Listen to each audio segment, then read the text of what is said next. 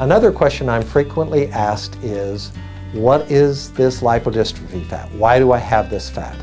Most of the people we see in here are real athletes. They're military service people, they're dedicated workout people, and they have worked their tails off trying to get rid of that fat. And doc, it just doesn't go away. Well, we can permanently remove that fat, but what is it? This is a specialized fat that has been advantageous to your ancestors. It's your MREs, it's your food storage. It's meant to be there through famines. It's your thermal insulation. It's your internal body armor. If a saber-toothed tiger took a bite out of your kidney area, it got a mouthful of fat and your ancestors lived to reproduce.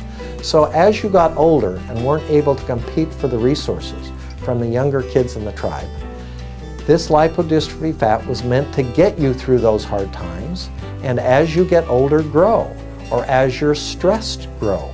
And that cortisol stress axis kicks in, and it can be when you're young, 18 or 19. It can be after pregnancy.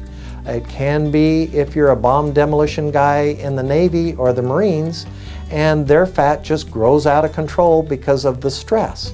Whatever your stress is, that's the trigger factor. And once that fat comes on, it doesn't like to come off. If you are in extreme famine, if you diet and exercise to a fault, usually it doesn't come off. If you are to the point of malnutrition, this is when that lipodystrophy fat actually is meant to keep you through the famine. So people come in and we pinch their inner arm to check what their generalized body fat is.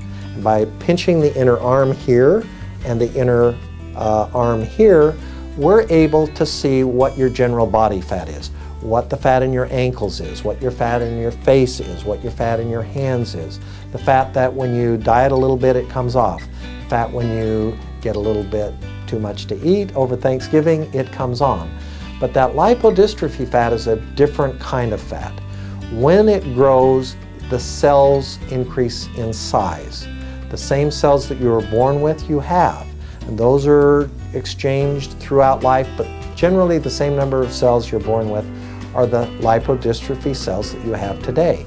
But during stress, whether it's during childhood or teenage years or later in life, kicks in, those fat cells swell and grow, and they don't like to go small. And so what we do that's really pretty nifty, we permanently forever remove those cells.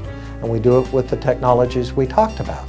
And when we remove those cells, they don't come back. Well, doc, I have talked to people who've had lipo done and it did come back. Well, they probably didn't have a 90% removal, because if it came back and doubled in size, mine would go from a ½ an inch to an inch. If we leave 90% of it behind or 85% of it behind and it doubles, it's going to get pretty big. So if I take somebody that has 3 inches of fat, now they only have a ½ an inch of fat, there's no way doubling in size it's going to come back. You may have areas of lipodystrophy fat that we didn't address, but this fat is gone forever, and that's pretty nifty.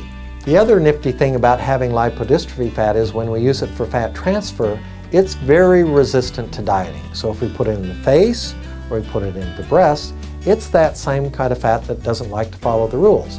So if we transfer it to your face or your breasts or your buttocks, we tend to get resistance to aging that happens, or diet and exercise that happens, or normal kinds of things. So we've learned to use this fat that doesn't follow the rules, and instead of throwing it down the drain, we'll recycle it for you. And we'll talk a little more about that, but that's the upside of the lipodystrophy fat.